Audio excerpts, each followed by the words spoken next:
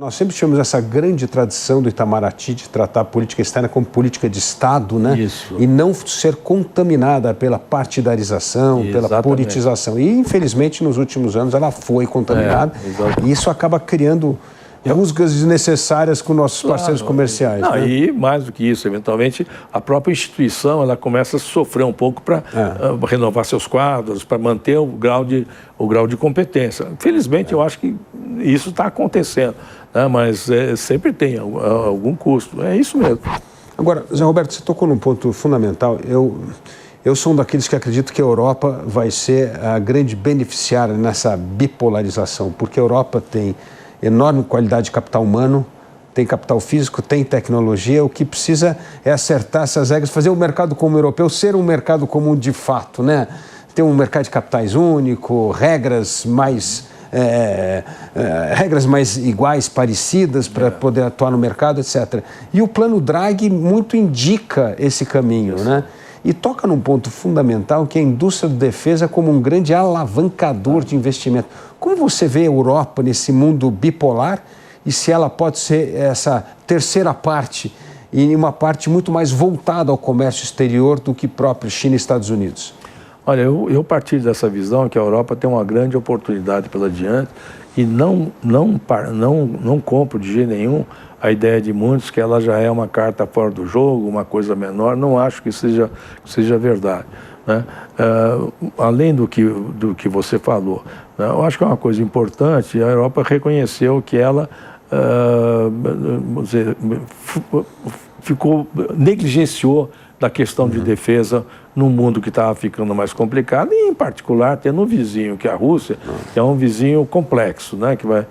Eu me lembro, né, lá por 2007, mais ou menos, escutar do presidente de uma grande corporação alemã, que me disse que estava aqui no Brasil, tem operação no Brasil há muito tempo, mas ele me falou: a vizinhança com a Rússia é uma posição geográfica, não vai mudar. Então, a nossa estratégia naquele momento era uma convivência via integração. E isso acabou não funcionando como nós vimos, e ela aprendeu da pior forma possível, né, que realmente não funcionou. E exatamente a Alemanha que fez a grande mudança de verdade, que é o reconhecimento, mudar até a Constituição para ter uma política fiscal mais ativa, deixar para trás aquela herança da visão da hiperinflação de 1923 e tudo mais, né, e dizer: nós vamos investir 500 bilhões de euros em infraestrutura e na defesa. Ora, isso dá um horizonte para a tecnologia, né? Porque, como desde sempre, né, boa parte do avanço tecnológico nasce das necessidades da pesquisa militar, né? Isso que significa que você pode ter um choque de tecnologia que a Europa havia perdido. Né? E com a vantagem adicional, que eu acho que está sendo subestimada, é que os nórdicos, por conta da reação à Rússia, eles entraram mais próximos disso. E os nórdicos, eles têm o modelo escandinavo de desenvolvimento, sempre foi o meu herói, aquele que consegue trazer igualdade, crescimento, liberdade, construção e etc. Né? E isso acho que pode fazer muito bem para essa Europa nova.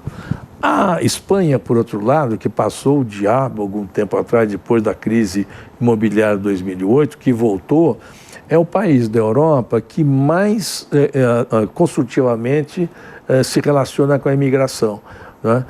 E hoje é um dos países puxadores de crescimento. Então, essa combinação, né, uma renovação alemã, a entrada dos nórdicos com esse... E uma indústria sueca, são realmente de primeira, inclusive de defesa, né? Essa coisa nova do sul da Europa pode dar um amálgama, mais uma visão estratégica do plano Draghi, está dizendo exatamente isso. A nossa grande vantagem única é ter feito uma coisa comum com a montanha de países, né? Mas agora tem que tirar o resto das paredes, né? Tem que nivelar mais o plano para poder fazer uma coisa. eu estou com você. E a Europa é detentora de um riquíssimo soft power, de um conhecimento, de uma sabedoria. Né? Tem uma chance única. O atual governo americano está maltratando a universidade. É uma chance numa geração de ter os melhores laboratórios do mundo e que está sendo aproveitado. O Canadá também está fazendo um pouco isso, mas o Canadá é menor e é sozinho. A Europa está fazendo negócio. Então, se somar todos esses pedaços, em que pese riscos enormes, por exemplo, o que vai acontecer na Ucrânia, mas acho que a Europa tem muita condição, né? E, aliás, o exemplo, se de fato assinarmos agora, no dia 20, acordo com a Europa, do que eu sei, eu acho que não tem nenhuma informação privilegiada, né? A liderança europeia diz, olha, diz para a França e para outra, vamos parar com essa política aqui de pequena, né, por causa da agricultura, isso, daquilo. Nós temos o futuro da Europa na frente, temos que ter outros caminhos, além dos Estados Unidos, os outros têm que fazer um acordo com o Mercosul. Essa é a coisa. Para de falar aí, Macron, se vira aí com os seus agricultores, tem que ter uma forma, temos que fazer isso com ela, temos que fazer isso com outros. Então, tem muita coisa acontecendo, e eu queria adicionar só mais algo. Eu não sei o que vai acontecer na coisa da Ucrânia, mas a nossa visão de mercado de petróleo para o ano que vem é de uma queda significativa no preço do petróleo. Porque a produção segue aumentando e o petróleo está mais para ir para $50. Claro que pressupõe que o conflito não escala nisso. Você imagina, e aí o gás natural volta. O país como o Canadá montou uma operação de exportação de gás natural bastante grande que está começando a entrar. Começar a Europa, de repente, se ela não depender do gás da Rússia, puder trazê-lo a preços competitivos do Canadá, do Catar e dos outros lugares, e também dos Estados Unidos, eventualmente, ela também tem nessa... Ou seja, está formando uma coisa... que pode ser muito construtiva do ponto de vista da Europa, e eu acho que para o Brasil, o mais ligado possível nisso é indispensável. Agora, Zé Roberto, quem diria que os dois patinhos feios da Europa hoje é a Inglaterra e a França? É negócio inacreditável. Parece que são os dois que estão tendo mais dificuldade de se adaptar a essa nova Europa que você está descrevendo, né? E isso não é por acaso que uma das razões chaves nisso é uma situação fiscal que foi deteriorando e que ninguém conseguiu se acertar. E no caso da França é pior, né? Porque eu acho até porque a oposição à direita também é partidária do governo grande. Então você não tem proposição de lado nenhum de vamos... Então, isso é surpreendente, né? É realmente surpreendente. E você imaginar, né, que Grécia e Espanha estão fazendo uma coisa desse tipo, né? Eu acho que uma coisa que eu gostaria de ver, que ainda não tem, né, é uma participação mais efetiva da Itália. Que a Itália também excede em soft power, tem uma tradição industrial, etc. Entretanto, né, a líder italiana, a Meloni, né, ela está há 3 anos no poder, tá? Mas eu vi mais de uma análise dizendo que uma das razões para isso é ela não usar nada politicamente. Então não mexe com nenhum dos lados, e ela é muito jeitosa, vai muito bem, se dá bem com a Ursula von der Leyen, mas não avança a Itália, que precisaria, por ser uma coisa... Mas, não sei, eu sou construtivo nessa percepção, e mais do que tudo, né?